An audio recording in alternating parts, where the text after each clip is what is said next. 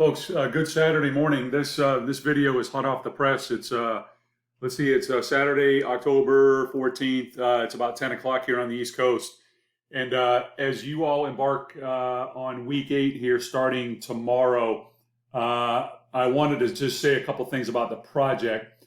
First of all, I appreciate everybody. There has clearly been a lot of good teamwork and a lot of individual effort here to work through these projects. And I think there are actually 2 sections of the course going on right now. So I guess there's about 9 groups, I guess, that I'm working with to get you all finished up on this. And I would say to a group and to a person, the effort has been very good. So I appreciate that. And as I mentioned to you about 8 weeks ago, this is something that Columbia instituted. Let's see, this is October. I think back in January, February, we started talking about this, and I had a couple months to work through this with them and figure out what it is, they wanted to do and how I thought it would be best to implement it in the course. And this is what we came up with.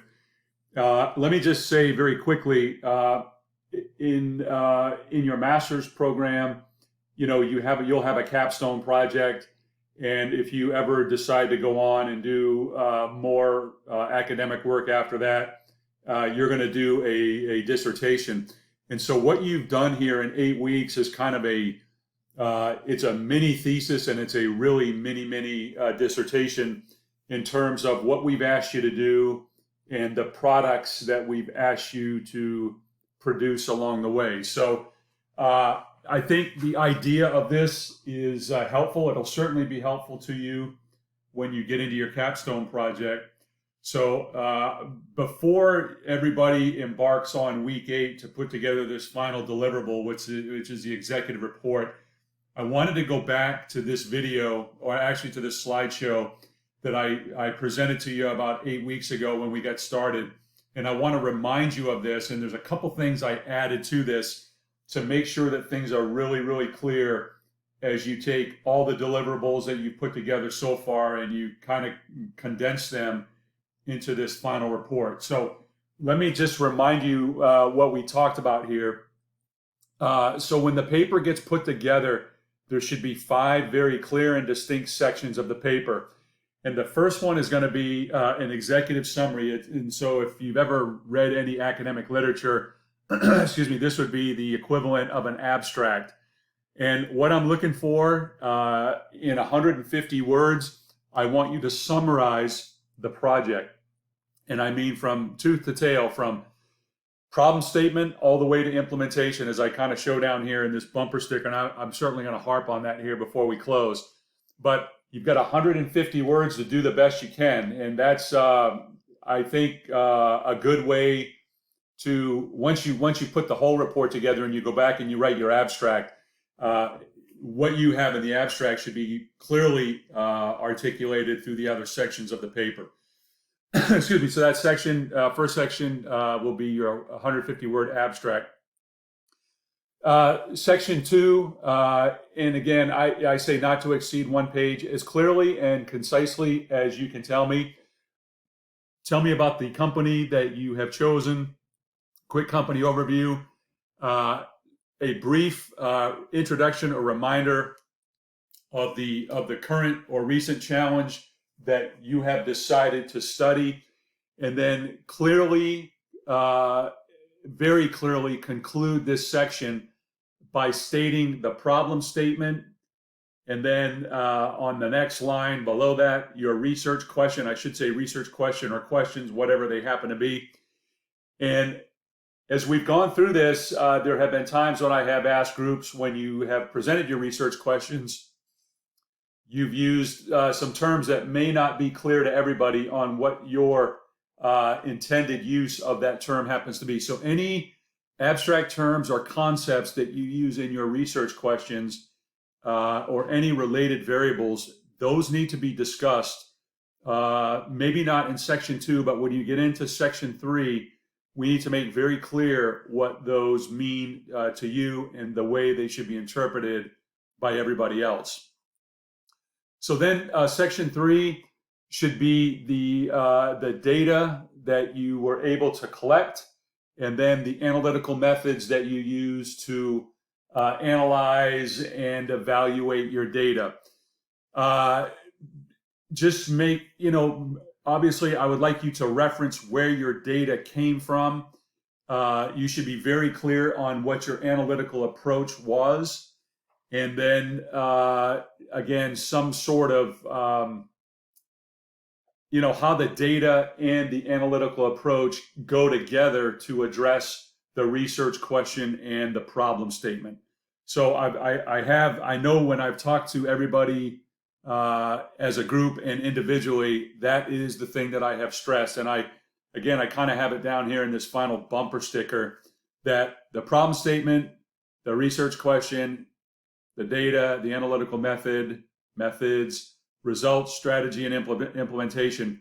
This should all go together, frontwards and backwards. And you should be able to, when you finish up your your final deliverable, there should be a very clear trail of problem statement to implementation, and then implementation back to problem statement, touching all of these areas that we have worked on over the last 8 weeks. So then, let's see, in section 4 should be your analysis.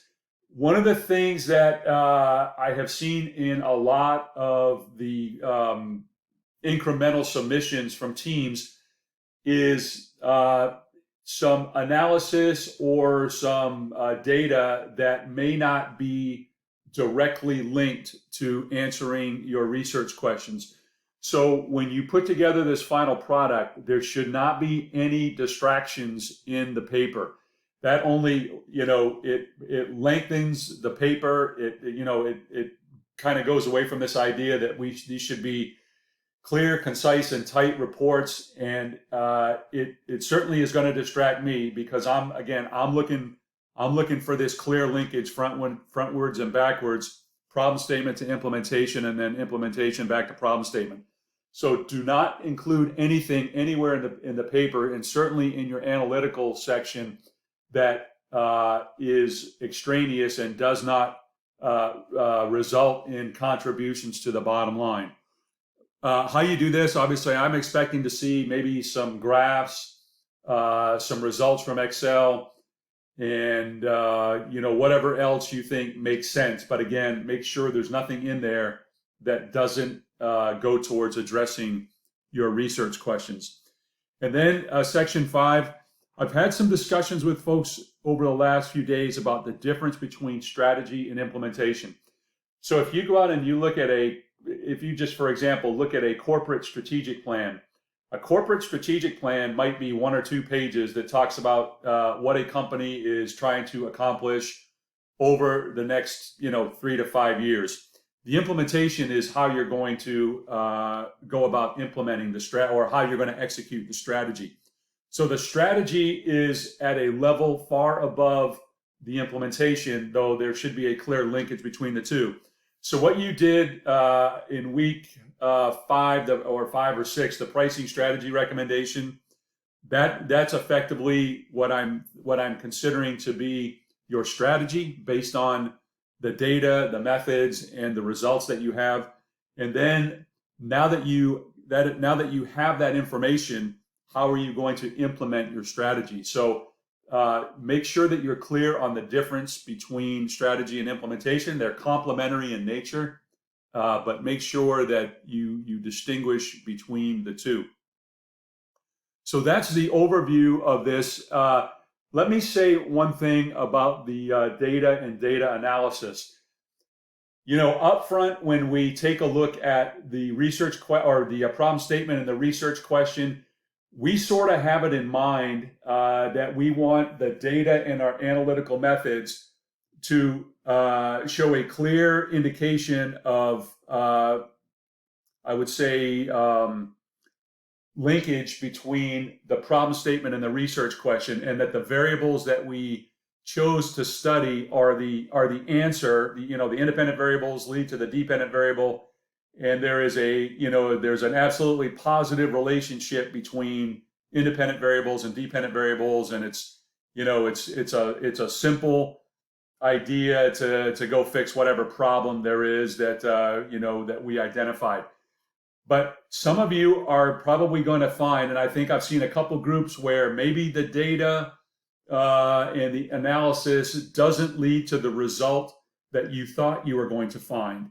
And let me say that that's perfectly fine, because when we believe that there is an answer and we limit it to a couple of different things and maybe a couple of different variables, we often find that that is not the case. And if you have gone, if you've taken an approach and you've collected data, you've done the analysis, and that as you have looked at your data, you're not getting the results that you thought, that's okay.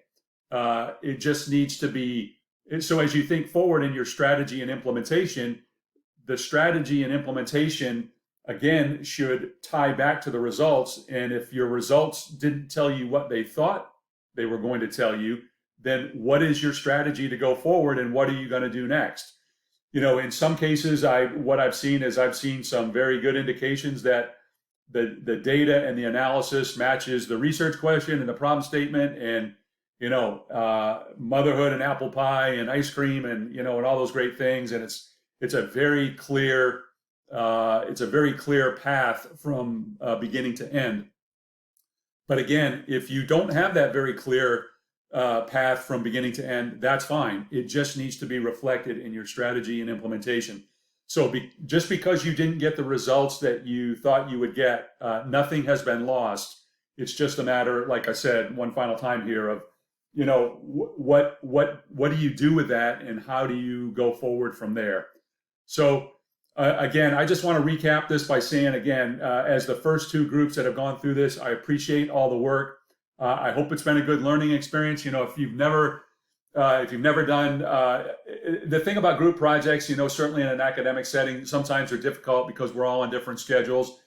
But when after you finish an MBA and you go work in a corporate environment, if that's your desire, group projects is really what you're going to do. So in that regard, the ability to work through this through different time schedules and maybe different agendas at some time is something that's not going to be lost when you get into, a little deeper into your professional lives. So overall, I hope this has been a good experience. I appreciate the work.